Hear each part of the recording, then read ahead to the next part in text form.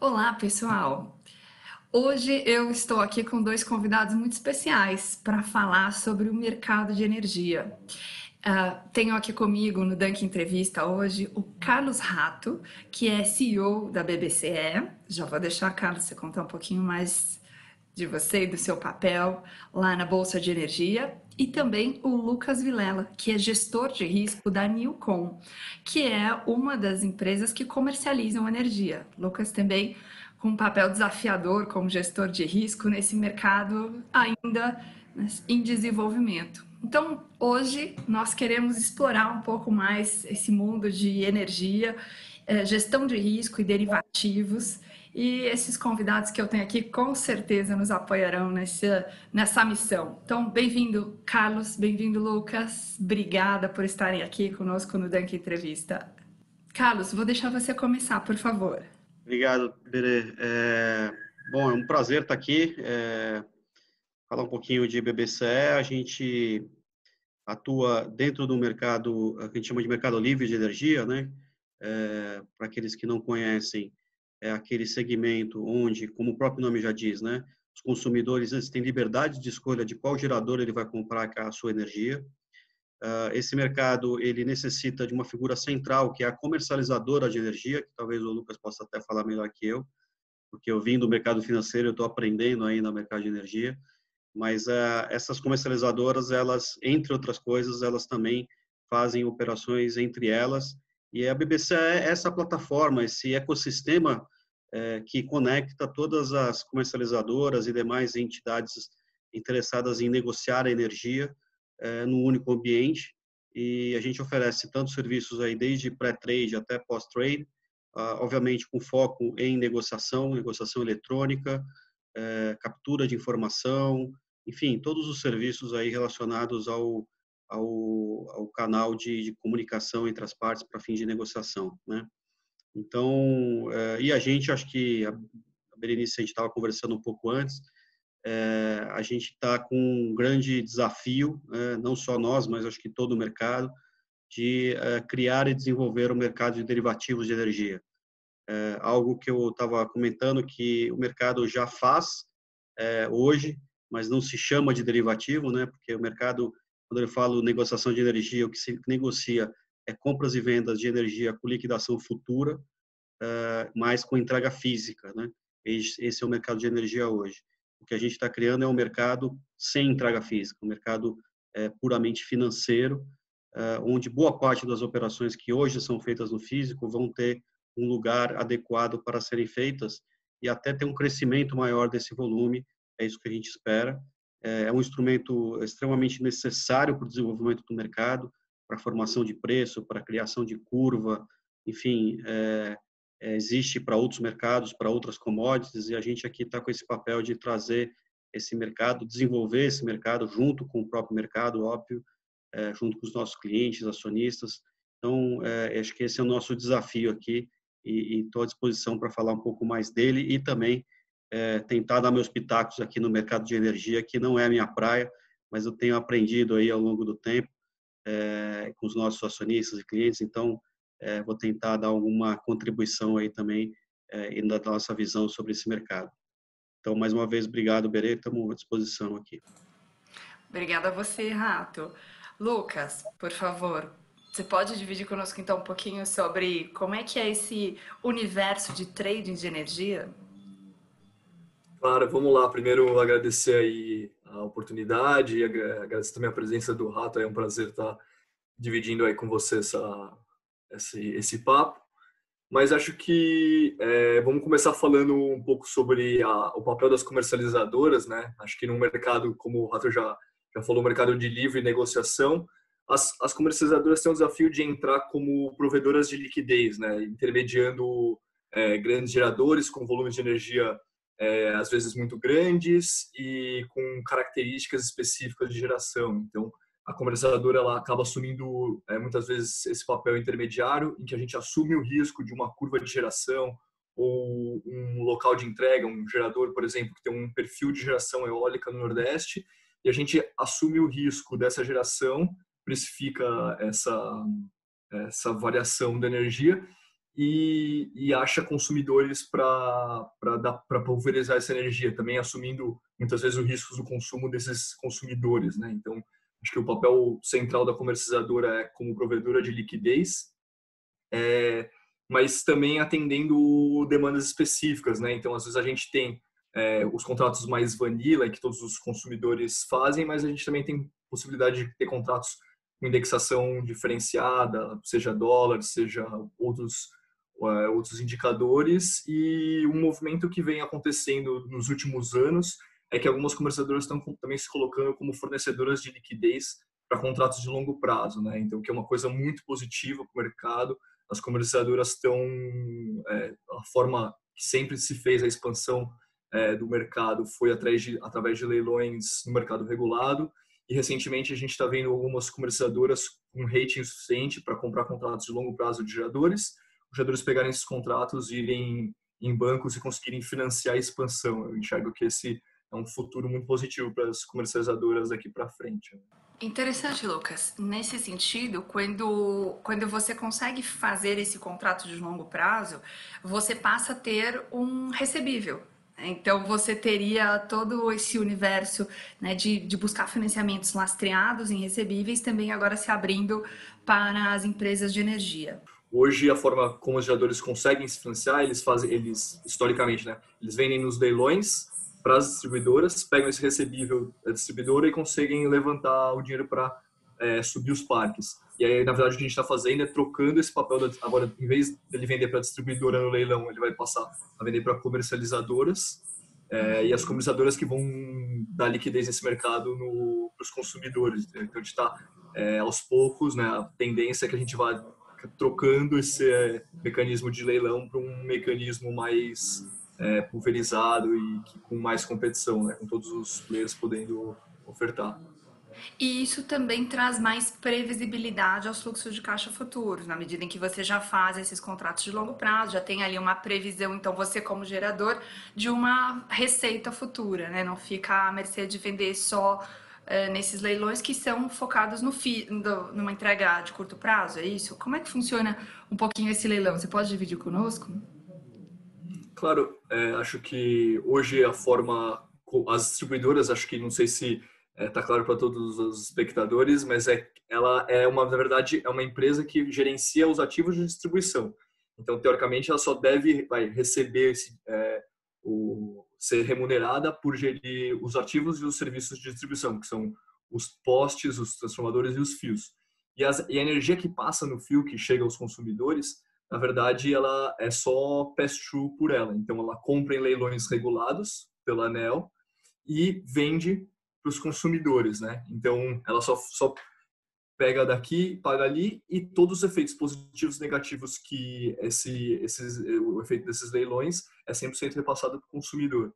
Então, hoje é assim que é feito, mas tem uma expectativa de, conforme os limites para acessar o Mercado Livre vem caindo, né? O Mercado Livre é um mercado que começou lá, o primeiro marco regulatório foi em 1995, mas eles começou a ganhar realmente liquidez e expressividade nos últimos 5 ou 10 anos, com a redução dos limites para o acesso para mais consumidores. Então, tem uma perspectiva, tem todo um calendário regulatório que vai permitir cada vez mais esse fluxo de consumidores que hoje está na distribuidora, cada vez mais ligando para o Mercado Livre, né?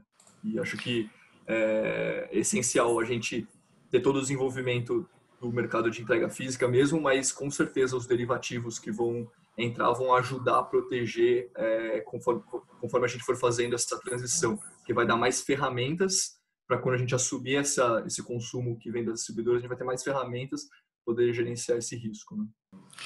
E aí pergunto para vocês dois, tanto em relação ao que teremos na BBCE, quanto ao que temos hoje no dia a dia das tradings, qualquer tipo de empresa, qualquer tamanho de empresa poderá acessar esse mercado ou existe uma condição, um ticket mínimo?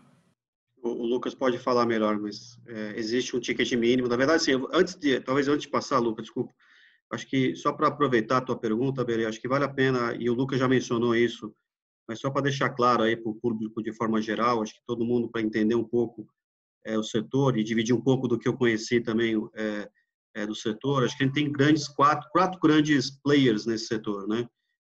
Como o Lucas falou, o gerador é o cara que produz a energia, o transmissor, né, como o próprio nome já diz, é o que leva essa energia da usina para os grandes centros, e o distribuidor, que é o cara que justamente distribui energia, o que o Lucas falou, responsável pelo fio, pelo poste, e no caso de São Paulo, para quem é de São Paulo, a Enel, para quem é do interior, às vezes a CPFL. E você tem a quarta figura que surgiu muito em função do Mercado Livre, que é o comercializador de energia. Então, só para deixar claro assim para o público, nós aqui, enquanto pessoas físicas, não temos a opção de migrar para o Mercado Livre.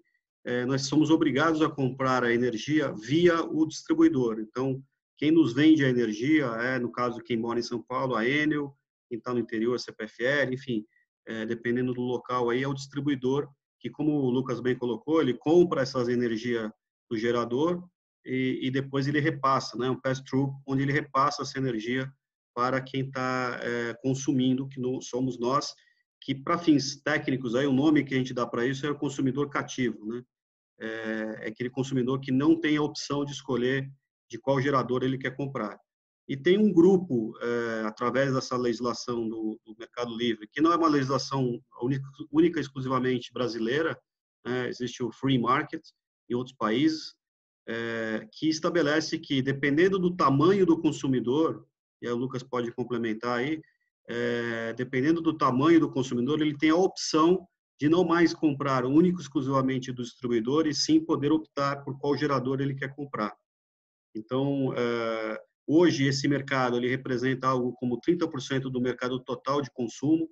Então, mais ou menos 30% do mercado hoje de consumo é livre, 70% é cativo. A tendência é que venha a crescer o mercado livre, as barreiras cada vez mais sendo diminuídas para a entrada de novos consumidores. A gente tem o PLS 232 aí que está avançando, que vai nessa direção de chegar até um consumidor final. Nós aqui, assim como nós escolhemos hoje o plano de telefonia que mais nos agrada e que mais nos faz sentido para a gente também poder optar pelo plano de energia que mais nos agrada e que mais nos adapta à nossa rotina. Então, a gente espera que isso chegue ao consumidor final, o indivíduo, né? Lógico que tem vários desafios aí pela frente, mas é só isso que eu queria falar, só para a gente entender, porque a gente fala em distribuição, geração, eu compro de quem, na verdade, só para a gente entender qual que é o papel de cada um e aproveitar, usar um pouco do que eu aprendi também, né? Então, vai lá, Lucas.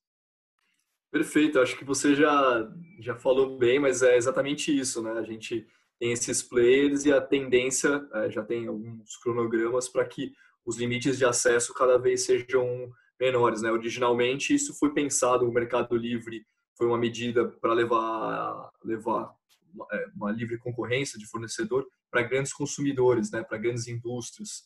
E conforme o mercado foi ganhando solidez e mais agentes foram entrando no Mercado Livre, esse limite foi caindo e tem a perspectiva, tem um cronograma daqui até, acho que se eu não me engano, 2023 ou 2024, para que isso seja bem difundido entre indústrias e eventualmente lá mais para frente chegar em nós consumidores cativos, como o Rato disse, que um dia a gente ainda vai conseguir pela tela do celular, né? Porque hoje é tudo no celular, a gente vai conseguir escolher, cara, quanto tá a energia da Enel, da CPFL ou de qualquer comercializadora no Brasil inteiro. Eu acho que, se eu não me engano, Lucas, me corrija aí, mas hoje, por exemplo, a regra é o consumidor, para conseguir migrar para o Mercado Livre, ele tem que ter um consumo mínimo de 500 kW em alta tensão. Eu acho que é isso, né? E até 2.000 kW, né? 2.999 kW, ele é obrigado a comprar de fontes incentivadas, né? Isso, que está com a perspectiva de queda também, essa redução para que não tenha essa restrição de mercado, né, para as energias fontes incentivadas. Isso significa, só para o público entender, assim, que a gente está falando aqui de grandes shopping centers, supermercados, grandes indústrias, então ainda é um público bastante selecionado ainda que pode migrar para o Mercado Livre. Como o Lucas falou e eu tinha falado também, a gente está vendo aí já tem uma legislação e de redução gradativa dessa barreira de entrada para que cada vez mais empresas venham. Mas hoje é essa a barreira, né? E com esse movimento que a gente está tendo muito grande para a migração para fontes de energias limpas, então a gente vê hoje estabelecimentos comerciais, inclusive residências, instalando painéis solares. A gente tem hoje uma mudança nessa matriz energética em que alguns se tornam fornecedores de energia para a rede quando antes eram consumidores. Como é que isso está sendo abraçado pelas comercializadoras e pelo projeto da BBCE? Vou começar aí, Lucas. Por favor, você pode nos contar como é que a comercializadora está vendo esse consumidor que de Claro. repente pode instalar lá um conjunto enorme de placas solares e entregar energia limpa para vocês?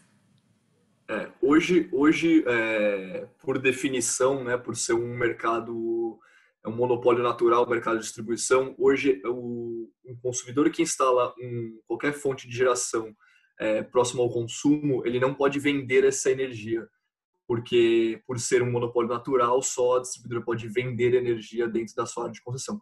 Então, hoje a forma que é feita é o abatimento das contas, e isso pode ser ao longo de um período, então você gera hoje, pode ficar com esse surplus de geração para você abater de suas contas futuras, então você só tem o abatimento, mas do ponto de vista de mercado, de fato, é uma mudança muito grande, né? Uma matriz que historicamente sempre foi hidrelétrica e aos poucos foi sendo termoelétrica, né? Com as térmicas, e hoje, se você pegar em 2019, a geração eólica foi quase 10% da geração total do país, com perspectiva de crescimento, né? Então, a introdução dessas fontes renováveis, ela gera bastante uma incerteza certa, eu vou dizer assim, porque é incerteza porque talvez você não tenha na granularidade, você não sabe se hoje ou amanhã vai fazer sol ou não, mas a gente sabe que todos os dias vão ter sol, né? Então, assim, na média você pode contar com essa energia, mas você não sabe instantaneamente se vai ter.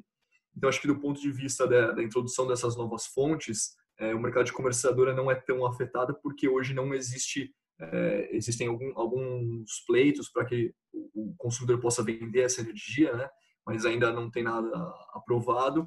Mas do ponto de vista de comercializadora, a gente enxerga só que o que a gente esperava de crescimento da carga já tá vendo um abatimento dessa carga próximo ao consumo, que é atendido por essas fontes novas. Então, quando você olha a perspectiva de crescimento de longo prazo, você fala, putz, tem um crescimento de carga que vai funcionar de tal jeito, mas ao mesmo tempo, com a introdução dessa geração próxima ao consumo, a carga líquida aparente vai crescer menos, entendeu? Então, acho que a gente acaba, na comercialização, avaliando mais por esse sentido, né?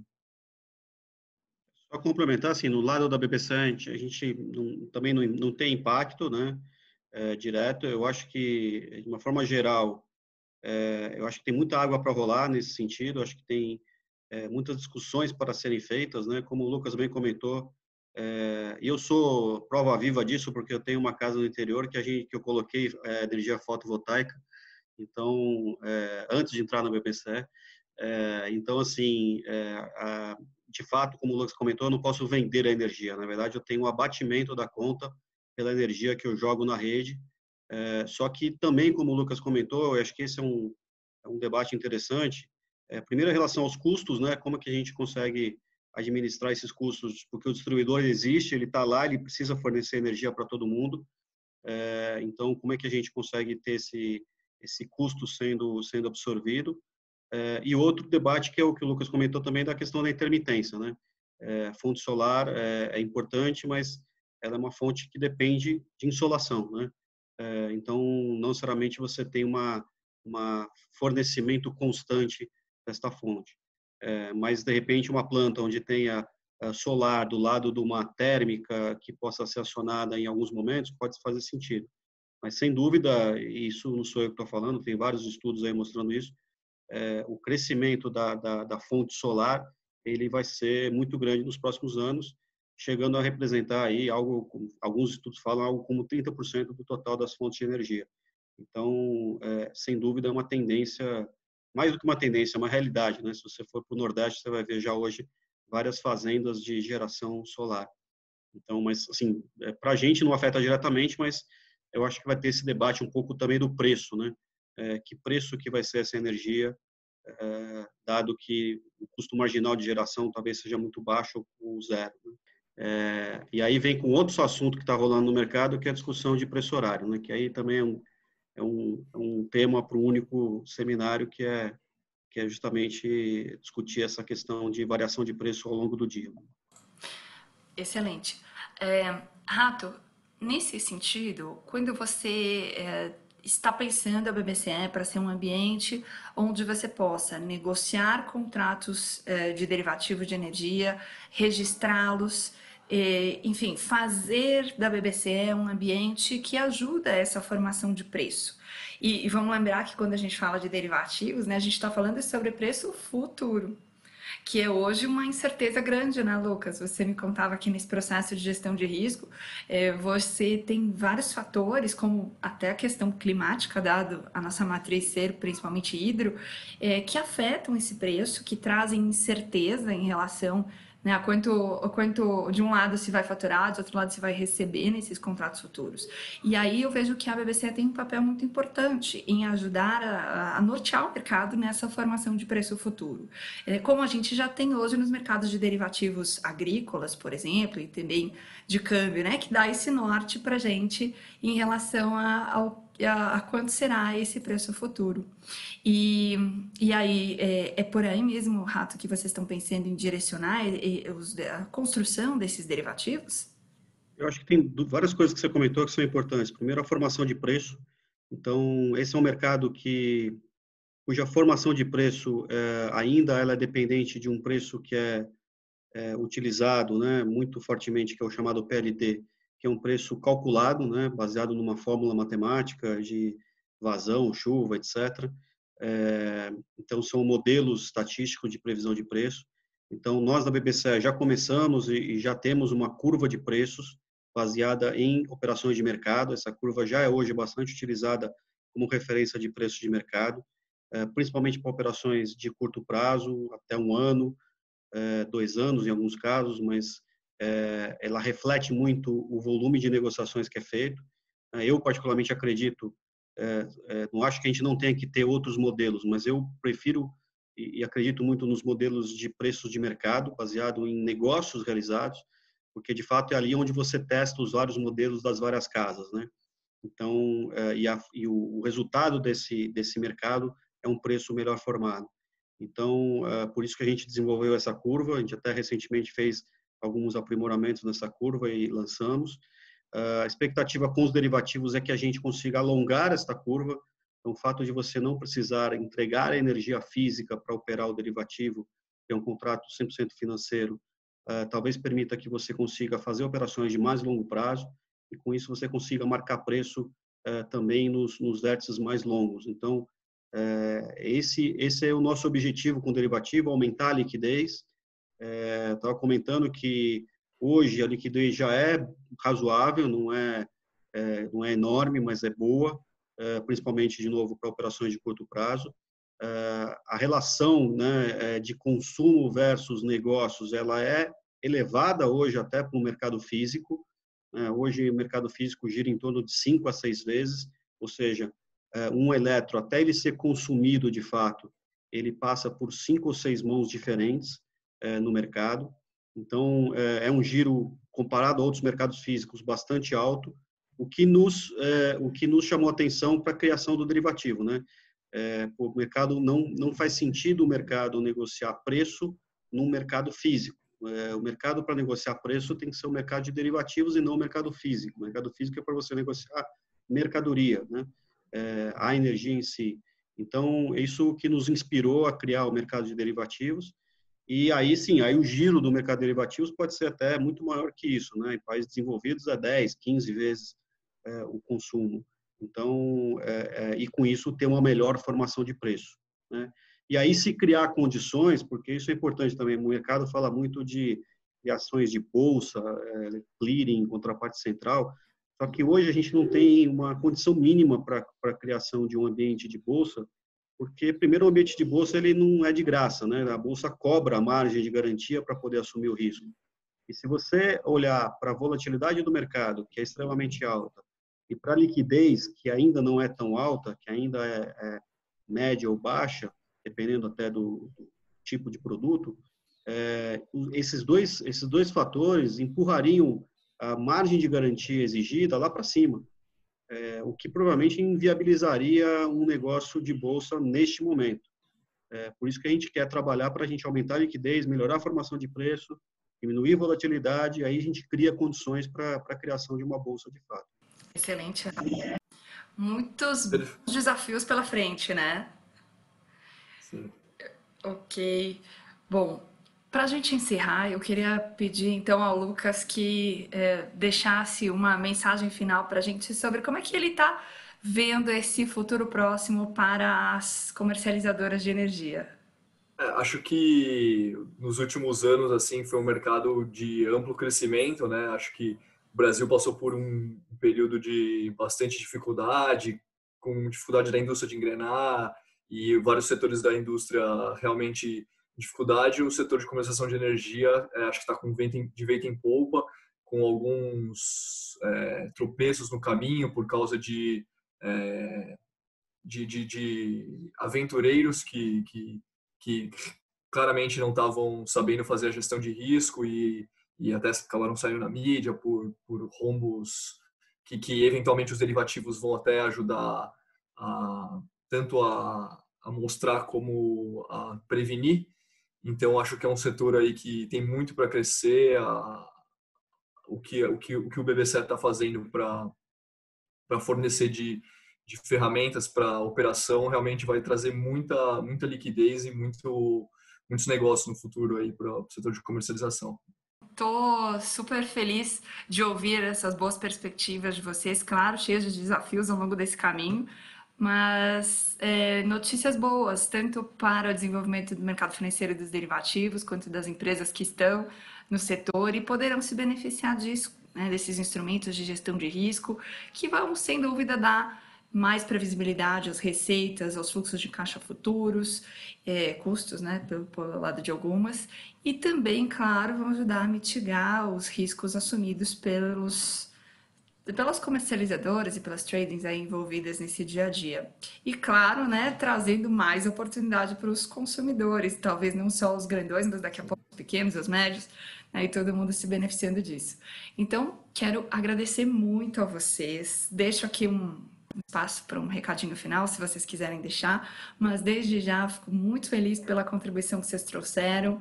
Espero que a gente tenha conseguido agregar para quem está nos assistindo. E estando dúvidas, comentários, né? Deixa aqui abaixo do nosso vídeo, a gente vai ter prazer em responder e interagir com vocês. Obrigada, Lucas. Obrigada, Rato. Desejo Eu que agradeço. Sucesso a vocês. Valeu, obrigado. É um prazer aí estar aqui. Obrigado, prazer aí, Rato, por dividir comigo aí. Obrigado, Lucas. Obrigado, Berê. Acho que realmente, assim, só a mensagem final, acho que o mercado de energia está se transformando para algo muito maior e melhor.